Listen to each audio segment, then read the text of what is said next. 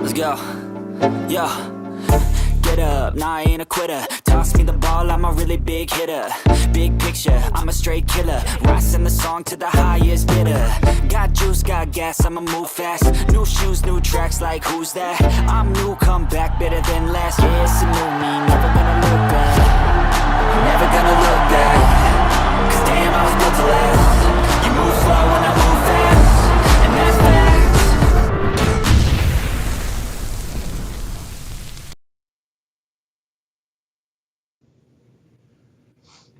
Welcome to Monsters of the Madhouse Chicago Sports Podcast. We are so happy to have you guys with us tonight, getting ready for some football this weekend. We got the Super Bowl. We're going to talk a little bit about that at the end of the show. And we're all Bears all the time, man. There's always Bears news happening. And I feel like when you just hear about everything that goes on with the Bears, something else breaks and something else comes across. They are just like, what the F? I'm not going to swear, guys. What the F is going on around here? So we're going to get into that tonight. I want to introduce you to everybody. First off, we got Chris. Chris, what's going on? It's good to see you. What's going on? Good to hang out with you boys and talk football and sports. You know what I'm saying? Yeah, it's a good day. Hell yeah, man. It's good to see you. Dano Blake's from beautiful Midlothian, Illinois, looking awesome as always. Dano, it's good to see you as well. What's going on, fellas? Just kicking the weekend off right, ready for the Super Bowl on Sunday, and let's get this show on the road. And then I want to introduce you guys to first time joining our show tonight on Monsters of the Madhouse, Plank from Indiana. Plank, what's going on, man? We are very happy to have you along with us. I'm happy to be here. Thank you. I'm probably going to drag the show down, but as long as you guys can keep me afloat, we'll be all right. Dan's going to sing to you at the end of the show for the very first time, since it's your first time on here tonight. So we'll get his vocal chops going here at the end, man. I know he'll be up for it. There he is. Yeah, that's right. Get that ready there, Dano. So it's interesting, guys. So today, I saw it pop up on my X feed. I saw it early this morning when I got up and I was getting ready for work. I saw Shane Waldron popping up, and I'm like, why is he popping up? And I know he got a job. Shane Waldron recently just got hired in Jacksonville to be their passing game coordinator. But there was an article that came out, and the question is, did Shane Waldron set up Caleb Williams to fail? Which just sounds ridiculous, as you would hear that or you would see that. But sure enough, Taylor Dahl, so she hosts the show Making Monsters podcast, huge Bears fan. She does a show down in Jacksonville. She's also from Chicago. But basically talking about that, Caleb Williams had to seek outside resources to review his film studies because Shane Waldron was not doing that with him. So Caleb was trying to find different ways to watch film, and he went as far as creating his own film study room because Shane Waldron was not there with him. Now, this is all allegedly of this happening. And I had to read that. I don't know about you guys, and I'll go around the room and get what you guys think, and you guys can tell us what you think in the chat room as well. But I was blown away by this. I'm like, how the hell does an offense coordinator, a first-year offensive coordinator for the Bears, but a guy that's got the experience from before, that was with Seattle before us, not be with that rookie quarterback? And I'm like, okay. And then I thought about it for a second. Well, maybe that's just protocol. Maybe that was his protocol before. I have no idea. But it just takes me and baffles my mind that he would not sit there and allegedly, again, this is all allegedly not being there for a rookie quarterback trying to make it a number one pick, not just a rookie quarterback, but a number one pick in the draft, and you're not sitting there watching it with him. So, Plank, we got you with us tonight. When you first saw those headlines, when you first saw those reports or possibility of that happening, what was going through your mind? Me? Yeah. Okay. No, you go ahead. Plank, go ahead. Yeah, so it blew my mind. I suppose like it did most everybody. We talked about it earlier that if he was a seasoned pro, a seasoned vet, it may not be such a big deal. But, Caleb's a rookie. He's going to need that guidance, and it just was not there. It's insane to me. And Chris, we were kind of talking about this a little bit before we got on the show tonight. And you I like what you said. You said nothing surprises you. You said something to the sort of nothing surprises you about that. And just kind of going about what it's like to have an offensive coordinator, what the offensive coordinator's job is, not only to be with the quarterback, but with the offense, but just to have it alone, not watching film with him, it just sounds outrageous. What's going on right now is we have a idea of how bad the product was, and now all we're doing is just finding out the recipe. Like, how do you get an offense to look so out of sync, even though the roster looks like it is built to be a 10-11 win team? Here's your recipe. Have your offensive coordinator not do film study with your first round pick quarterback. Your first overall pick, the first overall pick of the draft. You have him finding a separate room in the building to do film. How is he supposed to be on the same page as you when it comes to play calling? How is he supposed to be that echo that of what you are as an offensive play caller? And that just shows that, to me, that's reckless endangerment. Because if you can't set your quarterback up for success because you don't even see what your quarterback sees on the field, and y'all don't have that connection to work on one accord, you're putting him in harm's way because of the fact that you have a problem with the offensive line. So that's why when Caleb Williams snapped the ball, it was run for your life a lot of those times too. It's because of the play calling. And that just shows that they weren't trying to work together. And to me, it feels like Shane Waldron wasn't really trying to work with him. And what's surprising about this, Dano? Yeah, Dano, I was just going to get to what's surprising about this is Shane Waldron. I mean, this wasn't his first go around as an offensive coordinator. He was the offensive coordinator for the Seahawks before that. As a matter of fact, if I remember right, I believe Russell Wilson, it was his last year with the Seahawks, was vouching to get him to come to Seattle. And then he worked with Geno Smith, and everything looked so well there. So to see a report like this or see something like this and everything that went down last year is quite surprising, Dano. Yeah, when I heard about it, one word came to mind, and that was negligence. I mean, complete and absolute negligence. And I also questioned what the hell were the other coaches doing when they found out. What was Eberflus doing when he found out that that he wasn't watching film with their rookie quarterback? I don't care if it was a rookie quarterback, a 10-year veteran, or whatever. How do you not watch game film? I mean, that's like that's high school football shit that they do. You know what I mean? And it makes no sense. But after watching last offseason, watching that offense, it makes all the sense in the world that that was happening. Thank you guys in the chat, by the way. I see Kliff Victoria in there. We got Louis Claudio, Trapper Keeper, She Plank. Thank you guys so much for your participation tonight and watching the show. You guys can like and subscribe our YouTube channel and our YouTube page. You get the notifications when new shows pop across. We got shows every day here on Monsters at the Madhouse. You know what's funny about this too? And I was thinking about this a little bit as I was getting ready for the show. Just when you see that headline and see how we're breaking this down and how between watching the film and not watching the film, I started to go back to Hard Knocks. We go back to Hard Knocks, and I was almost going to go back in my app to go watch a couple of the episodes. But even when I was watching Hard Knocks, I remember within the first couple episodes, I'm like, man, there's just something a little bit off here. Not with Matt Eberflus, but something with I didn't see like that overbearing personality with Shane Waldron. I mean, he seemed like a nice guy, like when you saw him talking a little bit. But when you watched some of the plays they were running and some of the coaches and they were meeting with each other, he just sounded very quiet and very just not that type of a coach that you're looking for. Now, I'm not trying to sit here and body and just like we all did with Jay Cutler, like a lot of people did with Jay Cutler and say, look at the body language on him. Look at the body language on him. That's going to mean everything. So obviously I was not trying to do that. I'm like, body language does not mean everything. But at the same time, I'm like, everything kind of adds up to me right now when I go back and think of Hard Knocks and just the way his approach was to calling the offense. So with that being said, and Chris, I'll start with you. When we think of the Matt Eberflus era now, I mean, think about this too, guys. He also replaced Luke Getsy, who also was not the coordinator that we thought he was going to be. So that was two coordinators on the Matt Eberflus tree, and we can go on and on and on. But when you start looking at some of the coaches that we've gone through as the Bears franchise, Chris, do you think the Matt Eberflus era now you could say is one of the worst in history, or at least top three? I would say top three. And if you put it at number one, I wouldn't have a problem with it. And the reason why is because of this past year. Like the year before, you can be like, well, the team, they didn't really have that's the same level of talent that they had coming into this past season. But this year, there's no excuse. And then when you hear reports like this about Shane Waldron, well, it just shows that there's not.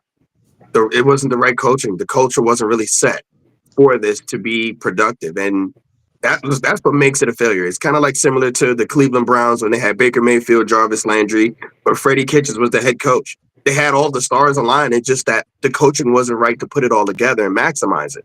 And when you look at this past season, what did we see? We see a roster that's star-studded, has a bunch of play, excuse me, I'm getting all emotional about all this So because it what, angers man? me. Just take a deep breath of like, But because when you look at the roster, just like you got Keenan Allen, you got DJ Moore, you got Cole Kmet, you got DeAndre Swift, you got Caleb Williams. I'm not even going on the defensive side of this, and I'm sitting here like, why is this offense struggling? Like there's no reason for it. And then you listen to this with Shane Waldron, and well, yeah, we see why now. I remember. Plank. Oh, go ahead, Daniel. I just remember listening to some of the local sports talk radio when Shane Waldron was hired, and just kind of going back to Matt, what you were talking about when you were saying you were watching what's it called, Hard Knocks. HBO's Hard Knocks, and one of the big ex players were talking to him, and like ex coaches that worked with Shane Waldron were saying was that he was good at X's and O's, but he was never able to command a room. And I think that was clear from this last when he make it through 5 games. And then also too, Matt Eberflus. Anyone who's watched 5 seconds of any of his interviews, his press conferences, know that dude can't command a room. I mean, I know that the players did like him, but I don't know if he was given any pep speeches out in the locker room that were getting guys fired up. So I think Matt Eberflus is, besides his game management, he was also terrible at picking a coaching staff, which is really a big key as a head coach to be able to pick a good coaching staff. And Plank, me and you, we were talking a little bit before we jumped on the show tonight. You're a diehard Bears fan. You're a very passionate fan, and you've seen and watched a lot of our Bears coaches through our lifetime. So when you start comparing and contrasting some of the coaches that you've seen, where would you put the Matt Eberflus era in your list? Well, right behind Tressman. Yeah. I mean, yeah, that was awful. So I put him right behind Tressman. And the thing that is, I think Tressman was more connected to Cutler than, well, I guess we'd call it Waldron, or even Eberflus was to either Fields or Caleb. So, yeah, I'd put it right behind Tressman, maybe in front. You bring up a good point there. That's something I didn't even think of because, when we start thinking about bad Bears coaches, Mark Trestman is always the first name that you think about right away. I mean, he would lasted 2 years. But that's a very good – that's something I didn't think of about the relationship that Trestman had with Jay Cutler compared to the quarterback relationship of Caleb Williams and Shane Waldron. I'm like, that's very interesting to think about that if you really do for a second. And you got to think at some point too, because Mark Trestman was also considered an offensive wizard and a quarterback whisperer too. First time I ever heard quarterback whisperer was Mark Trestman. And I never felt like you never heard these type of stories come out about he and the quarterback like we're talking about tonight with Shane Waldron and Caleb Williams. Now here's something else I want you guys to think about too. Thank you guys, too, for watching tonight on Monsters of the Madhouse Chicago Sports Podcast. See you all in the chat. Got Rod D in the house in here tonight. Louis Claudio also. Kliff Victoria, thank you guys. We appreciate all your support. And you can chime in like you guys are doing right now. So think about this for a second, too, guys. So Luke Getsy, okay, it did not work out. I'm never going to give anybody a pass either when something doesn't work out because you hired the wrong person or put the wrong staff together. Kind of like what you were saying, Dano, about putting that correct staff together. But think about the offensive coordinators they interviewed before they hired Shane Waldron. There was a whole bunch of them, including Kliff Kingsbury, who is the offensive coordinator for the Commanders, and who's had a hell of a year as a coordinator. And I feel like that relationship with him and Daniels is just going to keep getting better on that team, and they're going to keep improving. And they did the right thing, or they should be very thankful that he wasn't able to go get a head coaching job somewhere because I think he's going to just get better with them next year. Liam Coen. I don't want to laugh at him after the Jaguars press conference. Yeah, you But do. he Yeah, you yeah, do. yeah, I do, man. It was just No. the most one of the most awkward one of the most awkward things I've ever seen in my life. And I could watch it 100 times. But here's what you can say about Liam Coen.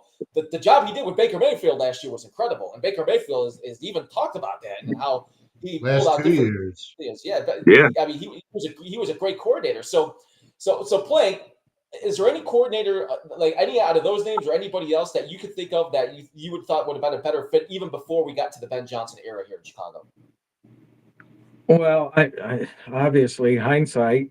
I mean, anybody was better than Waldron, but yeah, I there everybody out there was more qualified. We were sold a bad bill of goods. We really was. Before we hired Waldron, nobody could shut up and would not say anything bad about him. After we hired him, everybody's laughing at us. Good luck. He's not what you think he is. And you think it's just like, yeah, you guys are jealous, whatever. As it turns out, no, he is not good. He can't coach. I thought maybe he was just a soft-spoken guy, right? Didn't maybe know how to take control of the room.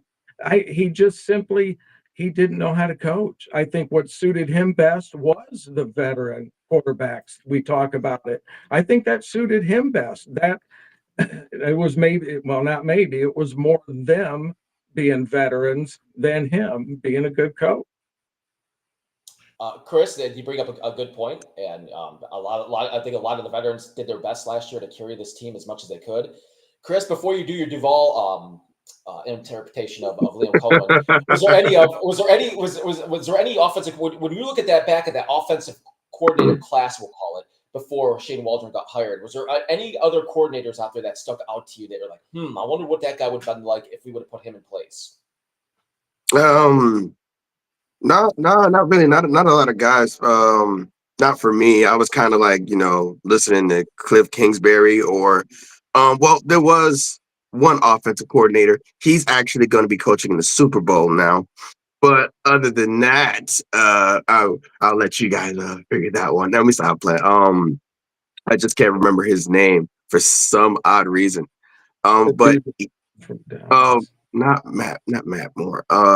Kellen Moore. There we go. Kellen There Moore, we yeah. go. There we go. Yeah. Yeah. I had a moment like, when you hear Duval from the new head coach. But Got stuck in your head. yeah, with Kellen Moore was able to he's able to get the best out of his best players on the field, and you see that when he was in Dallas. Even though people complained he didn't run the ball enough, he was able to get a lot out of CeeDee Lamb, and I believe he had Amari Cooper there with him too. But when he got to the Chargers, there was a lot of injuries, and they cast him off as well. But you can see it right now in Philly, the way he calls that offense. Like he literally, Jalen Hurts just has to really just do his job and just manage the game. He doesn't have to play superhero because the way they use Saquon Barkley, the way they use RPOs, the way they use every piece that he has, Goddard, Smith, and AJ Brown, it's a work of art sometimes. And when you look at those running plays, when they run power, it's like, how do you stop that? And that's a Kellen Moore system right now. And he was pass happy when he was in Dallas. They run the ball, I believe, more than any team in the NFL this year. And they have the yardage to prove it. Saquon probably could have had 2,300 yards if he ran every play of every quarter in every game. So Kellen Moore's my guy. Yeah, Kellen Moore. That's a great name to bring up, and he's probably going to be the next Saints. It looks like he's going to be the next head coach of the New Orleans Saints. Everything that I keep reading, and you see what the players on the Eagles offense say, and they speak very highly of him. So that's another one I forgot about. Guys in the chat room, we got more people checking in. We got Erica. Thank you, Erica, for watching tonight. We also got Darius in here. Darius, who's also part of Chicago Sports Podcast, does a hell of a job. He's a hell of a host. Good dude too. So thank you for watching tonight. Dano, when we look at some of the past offensive coordinators, Chris brings up a good one with Kellen Moore. For me, I think Kliff Kingsbury could have been the guy, but who knows? We're still basing things. I guess we're still thinking about his days of Arizona before we went there, but that connection that could have been missed. Was there anybody else do you think that I'm missing, or anybody that you would have liked to see in that place instead of Shane Waldron? If we could have done a do-over again.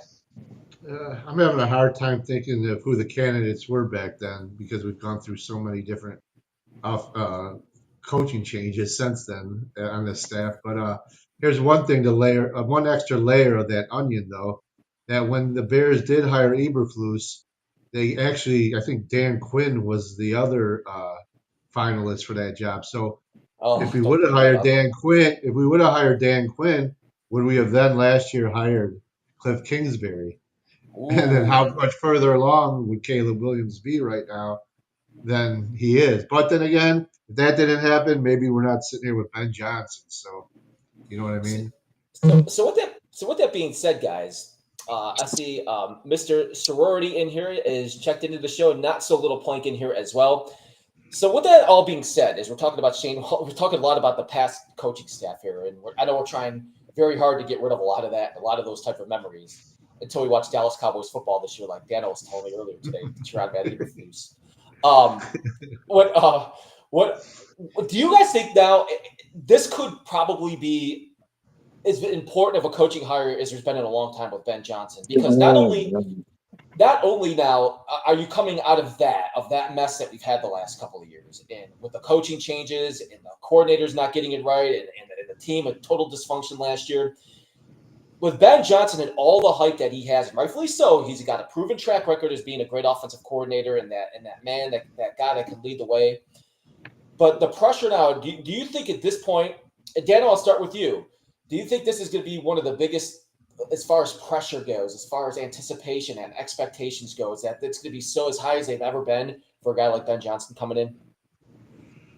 I think we're going to have to go see where we are with the offensive line first. You know, if we're able to fix that offensive line, um, maybe add to the defensive line. If we could get those pieces filled, then yeah, I think the expectations are going to be really high, and as they should be, because I don't know what excuses you're going to have after that for Caleb Williams if he's not able to he'll be given everything. Then I would assume if he's given an offensive line, he's already got the weapons. Um, so yeah, I mean, I think the expectations, assuming that they're going to fix the offensive line, are going to be sky high as they should be. But yeah, I hope they fix that offensive line. I hope that's the first thing they think about when they go into free agency this year or the NFL draft. Plank, what do you think of the exit of Ben Johnson coming in here? And listen, we had a 5-win team last year. Let's just be honest here. They're a 5-win team. They need a lot of help. We do the offensive line, defensive line. We need everything else between depth pieces to go in there. But at the same time, we just went over Shane Waldron. We went over the drama that was with him and Caleb Williams. When you look at Ben Johnson coming in, is this something? Do you think this is going to be like as far as you as a football fan, Plank, and anybody else in the chat room too? The expectations, are they going to be higher than you could ever remember for a new coach coming in for the Bears? Well, most definitely. So he's come into this, he's selected his entire staff. It's not only like you said, like what excuse would Caleb have, but it's also what excuse would Ben have to not be good. He does have excellent players, and he's assembled an all-star cast of coaches. I mean, it's incredible. I've never been this excited about a coaching staff. Never. You Eric Bieniemy comes in to be a running back coach. That tells you the way they look at Ben Johnson. Ben Johnson, it was said, hey, we should have hired him last year. He wasn't interested last year. He got it this year. He set up a plan during that time of deciding to go back to the Lions. He set the foundation. He honed it in, and he wanted, as it turns out, he wanted to come here.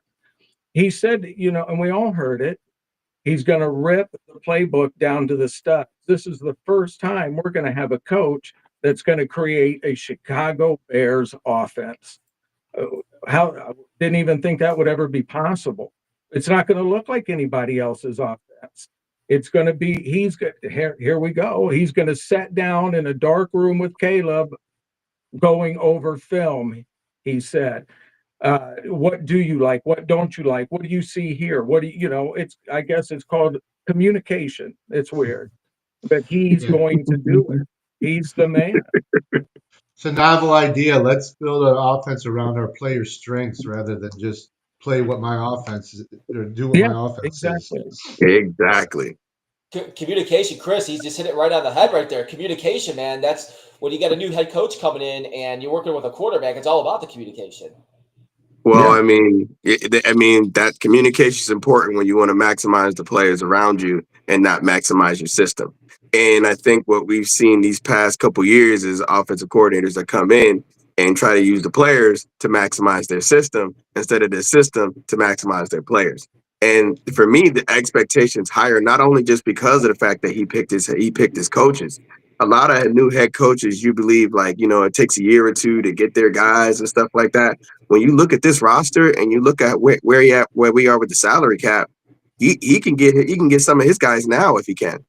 So there's not really that much of a window or a level of grace for a preparation period, just simply because it's like, hey, you're one of the top 10 teams in cap, and your roster's kind of stacked compared to other teams in the NFL.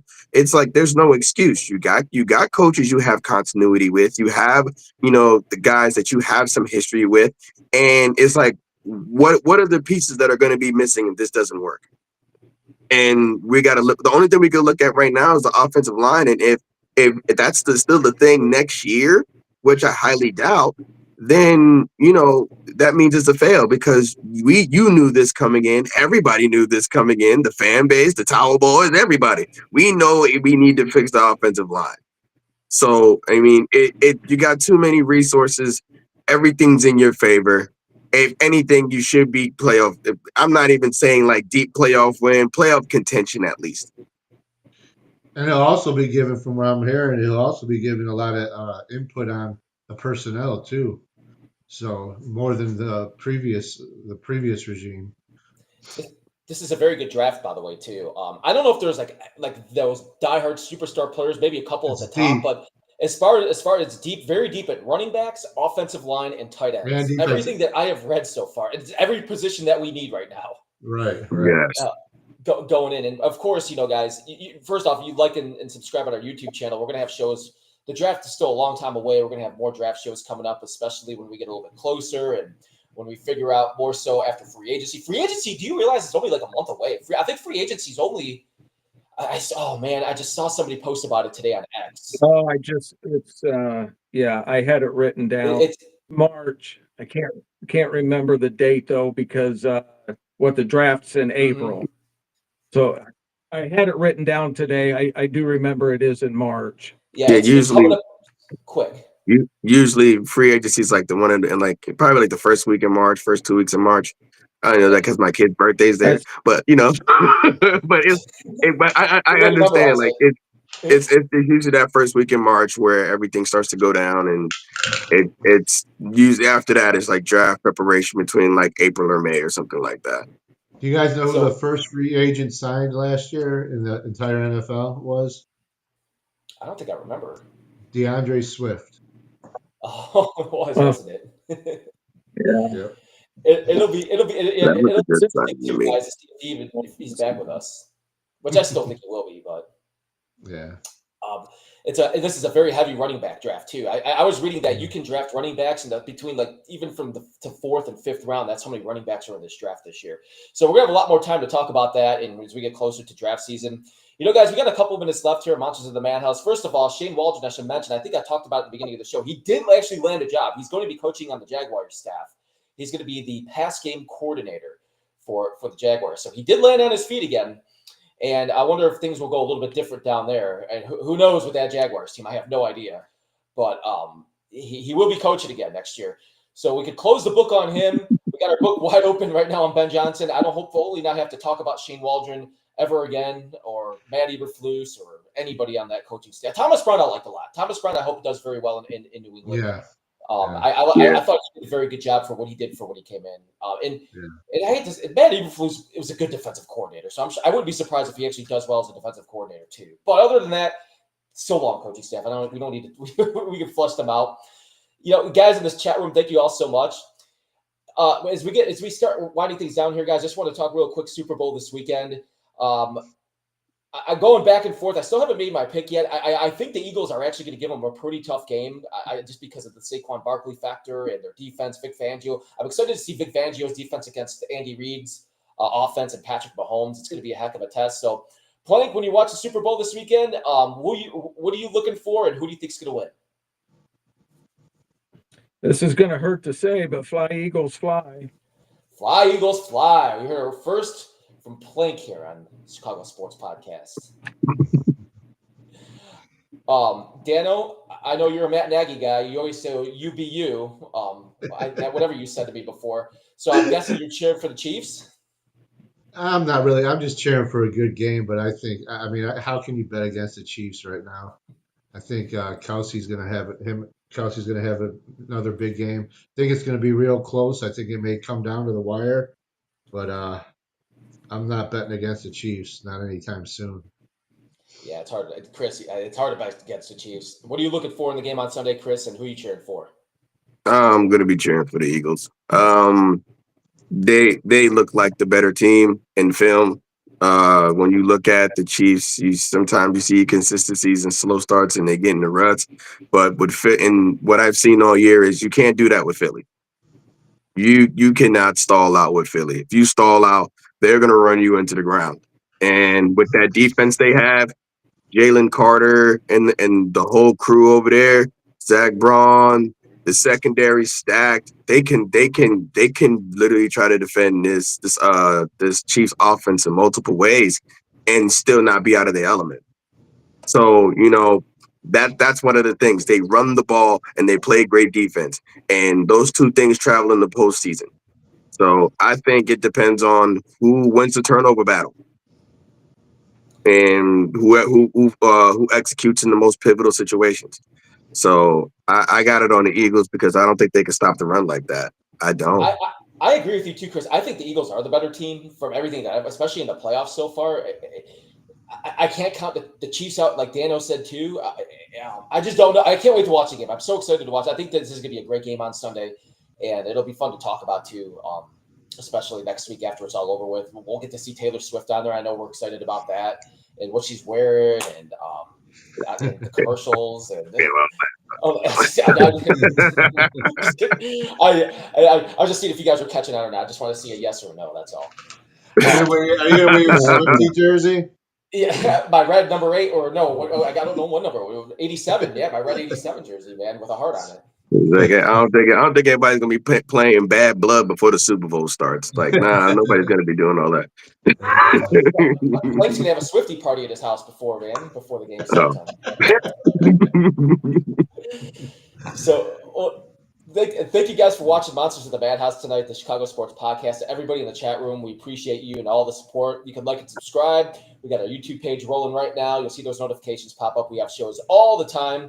And we got more shows coming up this weekend. So, Chris, it's good to see you again. Dano as well. Good to see both of you guys. Hey, Matt. As always, man. Real quick, aren't they having a watch party at Wind Creek Casino? I believe in Hammond, in Homewood. I believe they're having a watch party at Wind Creek Casino for the Super Bowl in Homewood, Illinois. Yes, and then you guys can follow that, and then that will be posted too. So follow us along on our Facebook page as well too. So I'll give you all the information about if you're looking for somewhere to go watch the game on Sunday. Everything that we're doing with Chicago Sports Podcast, you guys can go ahead and check that out, and hopefully see you guys out there. So yeah, thank you, Dano. Plank, It's good to have you on the show tonight, man. Thank you. Yeah, welcome, buddy. Good. Yeah. How'd it feel? Pop that cherry, got it out of the way. Yeah. His face, all uphill. His face, yeah, you know what, Plank, your face doesn't look too red after our Shane Waldron talk and all the anger and stuff like that, man. So I think everything mellowed out. It's therapeutic. There you go. Still looking good. So, all right, guys, thank you guys so much for watching tonight, and we'll talk to you guys soon.